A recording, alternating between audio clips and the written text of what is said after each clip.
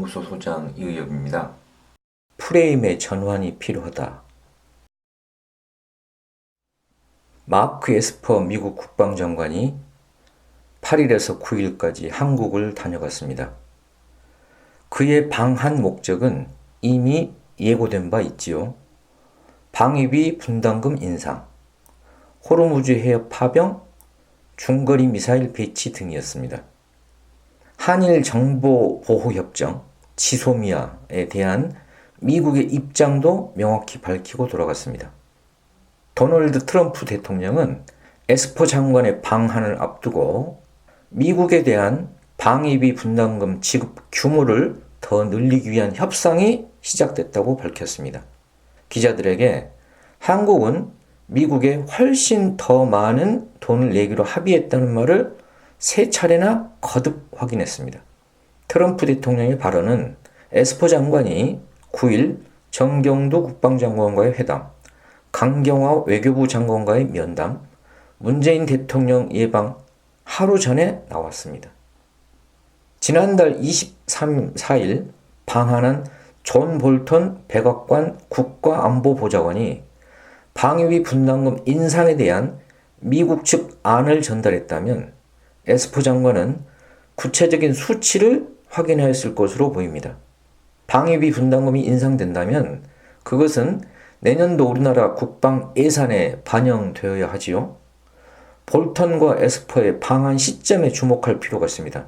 정부는 매년 다음 회기년도 예산안을 편성하여 9월 3일까지 국회에 제출합니다. 지금 기획재정부는 국회에 제출할 내년도 정부 예산안 확정을 위한 막바지 작업 중이겠지요. 미국이 요구한 방위비 분담금을 얼마나 인상하고 국방 예산에 어떻게 반영할 것인지 정부안을 결정해야 하는 시점인 것입니다. 에스퍼 장관의 방한 시점은 그의 방한 목적을 알려줍니다. 언론 보도에 따르면 에스퍼 장관은 정경도 장관과의 한미 국방장관 회담에서 방위비 분담금 인상 문제를 언급하지 않았다고 합니다. 이른바 미국의 청구서를 내밀지 않았다는 뜻인데요. 이것은 손바닥으로 하늘을 가리는 기만술에 지나지 않습니다. 미국은 볼턴 보좌관을 통하여 이미 방위비 분담금 대폭 인상을 전달하였습니다. 볼턴 보좌관이 들고 온 노란 파일에 내년도 주한미군 주둔비 50억 달러, 우리 돈으로 6조 원이죠. 청구서가 들어있었고 언젠가 이 비용을 한국이 다 부담해야 할 것이라면서 이는 트럼프 대통령 생각이며 협상할 문제가 아니다라고 전한 것으로 알려져 있습니다. 게다가 앞서 보았듯이 트럼프 대통령이 방위비 분담금 인상에 합의했다고 공언하고 있는 듯합니다. 미국 국무부도 8일 방위비 분담금 문제는 도널드 트럼프 대통령의 테마라며 대통령의 입장에는 모호함이 없다. 그는 동맹국들이 더 기여하기를 원한다고 말했다고 재차 확인하였습니다. 따라서 에스퍼 장관이 방위비 분담금 인상에 대해 언급하지 않았다는 것은 이미 결정이 되었기에 굳이 반복할 필요가 없다는 뜻으로 해석하는 것이 타당합니다. 국회에 제출된 정부 예산안에 대하여 국회는 12월 2일까지 본회의 심의 의견을 마쳐야 합니다. 그런데 우리나라는 군사주권이 없지요. 군사주권이 없다는 것은 정부의 국방예산 편성권도 국회의 국방예산 심의 의결권도 허울에 불과하다는 것을 뜻합니다. 군사주권을 행사하는 미국의 요구대로 정부 예산안이 편성되며 국회의 심의 의결 절차는 형식적인 통과 의례의 다름 아니라는 거죠. 국방예산은 정부가 미국과 사전 조율하여, 말은 사전 조율이지만 미국의 요구를 반영하는 거죠. 제출한 정부안이 최종안이고 국회가 심의 의결 과정에서 바꿀 수 있는 건 사실상 없다고 봐도 무방합니다. 미국의 고위 국방 관계자는 매년 7, 8월에 한국을 방문합니다. 올해도 어김없이 백악관 안보보좌관과 국방장관이 방한하고 돌아갔습니다. 방위비 분담금 인상이 1차적 목적으로 비춰지지만 방한 목적은 거기서 끝나는 것이 아닙니다. 더 큰 목적은 미국산 무기 판매지요. 한미동맹에 목숨을 거는 한국은 미국 군산복합체 입장에서는 최고의 호갱입니다. 문재인 대통령은 대통령 선거 당시에 현재 국내 총생산의 2.6%인 국방비를 2.9%까지 올리겠다고 공약했습니다. 이에 따라 한국의 국방비는 문 대통령의 집권 첫 해인 2017년에 7.6%, 2018년에 8.2%가 각각 증액되어 OECD 국가 중 가장 높은 증가율을 기록하였습니다. 이 추세대로 나가면 3년 후인 2022년에는 우리나라 국방비가 일본을 추월하여 세계 5, 6위권에 도달합니다. 대규모 첨단 무기 구매는 미국 방위산업체에게는 막대한 이익을 안겨줍니다. 2019년 국방비 46조 7천억 원 중에서 무기를 개발 구매하는 방위력 개선비가 무려 15조 3,735억 원인데요. 이것은 작년에 비해 13.7%나 늘어난 것입니다.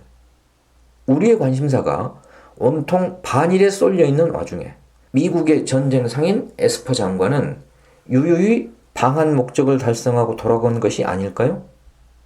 반아베 규탄의 함성 뒤에서 방위비 분담금이 천문학적으로 인상되고 미국산 무기 구입비가 사상 최고로 진행되는 국방비 예산 편성이 진행되고 있었던 것이 아닐까요?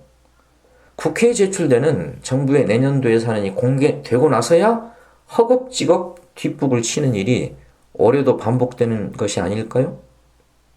에스퍼 장관은 한미 국방장관 회담에서 호르무즈 해협의 안전을 보장하기 위한 국제협력의 필요성을 강조했습니다. 한국의 호르무즈 해협 파병을 언급한 것이죠. 정부는 아덴만 해역에서 작전 중인 청해 부대를 파견하는 방안을 검토하고 있는 것으로 알려졌습니다. 정부는 사실상 호르무즈 해협 파병을 기정사실화하는 듯한데요.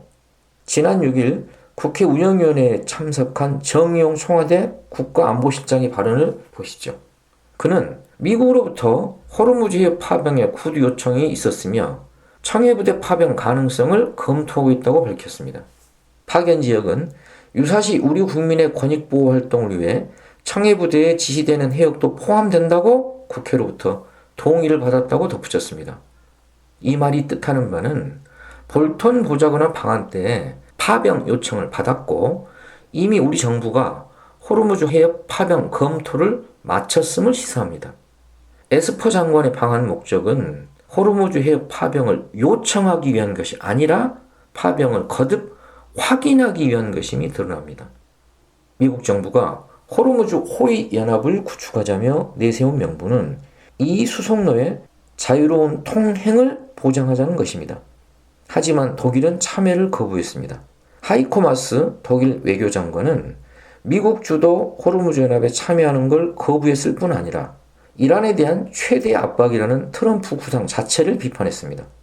독일은 물론 일본마저도 불참 의사를 밝힐 정도로 미국의 구상은 난관에 봉착해 있습니다.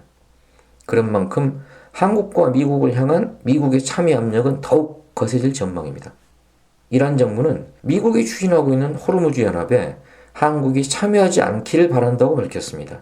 세이드 아바스 무사비 이란 외교부 재변인은 10일 한국이 이란에 대적하는 그 연합체에 참여하면 우리에게 좋지 않은 신호이고 상황이 복잡해진다고 우려를 표했습니다. 이어서 이란과 한국은 지난 수십 년간 매우 좋은 외교관계를 유지했고 양측은 1000년도 넘는 인연이 있다면서 한국이 이란과의 미래를 바라보고 행동해달라고 당부했습니다. 페르시아만에서 인도양으로 나가는 호르무즈 해협은 세계 에너지 수송에서 가장 중요한 길목입니다. 이 해협으로 세계 석유 수송량의 3분의 1이 지나가고 LNG 수송량의 25%도 이 항로를 거칩니다. 국내 수입 원유의 70% 이상이 지나가는 중요한 항로이고요.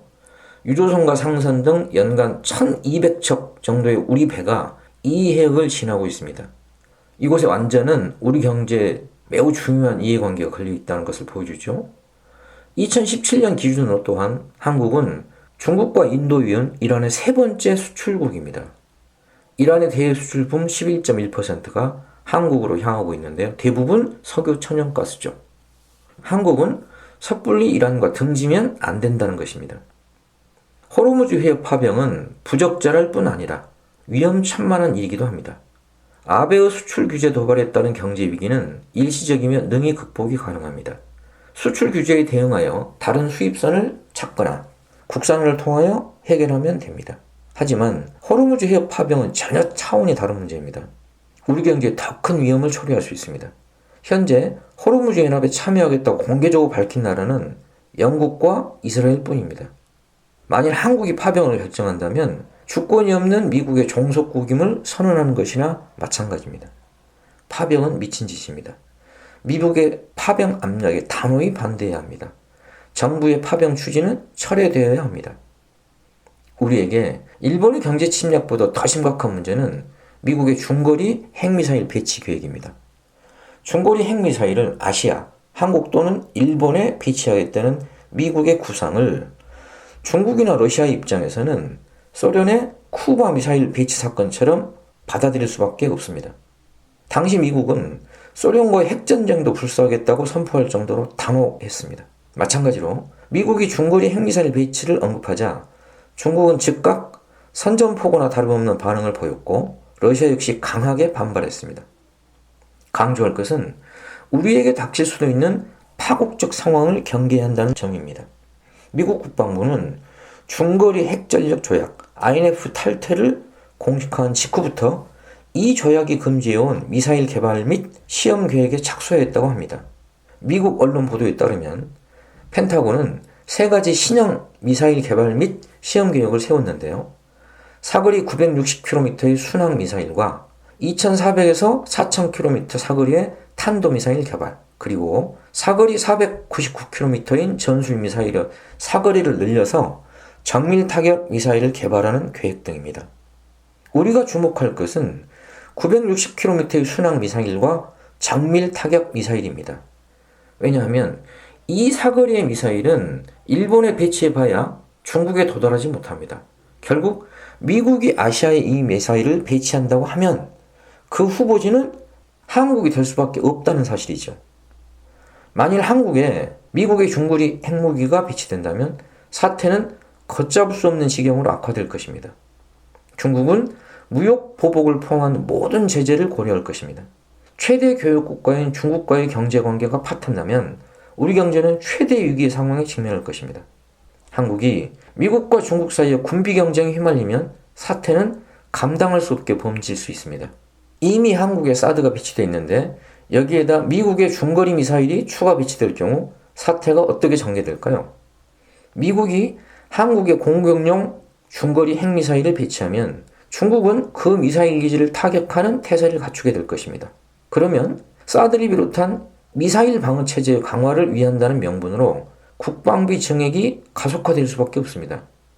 한반도와 동북아 정세가 일촉즉발의 위기 상황으로 치닫고 나라와 민중의 운명이 풍전등화의 위험 지경으로 내몰리게 될 것입니다. 미국은 한일 양국이 알아서 해결할 문제라고 하면서도 한일 군사정보보호협정 파기는 안 된다고 못을 박았습니다. 에스퍼 장관은 7일 아베 신조 일본 총리를 만난 자리에서 지소미아는 한미일 공동방위의 열쇠라며 협정이 유지될 수 있기를 진심으로 바란다고 말했습니다. 미국이 명백히 일본 편을 들고 있음을 보여줍니다. 일본이 경제 도발을 감행하기 전에 미국과 사전 협의를 거쳤다고 알려졌습니다.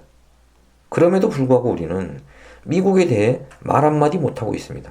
한일 군사정보보호협정 파기에 대해서도 미국의 눈치만 보고 있는 실정입니다. 프레임의 전환이 필요합니다. 친일 대 반일의 프레임을 넘어서야 합니다. 일본은 하수인에 불과합니다. 물론 군국주의의 망상에 빠진 아베 정부의 도발을 단호히 규탄하고 확실히 응징해야 합니다. 문재인 정부는 말이 아닌 행동으로 반일, 반아베를 보여줘야 합니다. 그 시금석은 24일로 시효가 다가오는 한일 군사정보보호협정의 파기입니다. 일본이 하수인이라면 몸통은 미국입니다. 군산복합체의 전쟁 상인 미국이 문제의 주범입니다.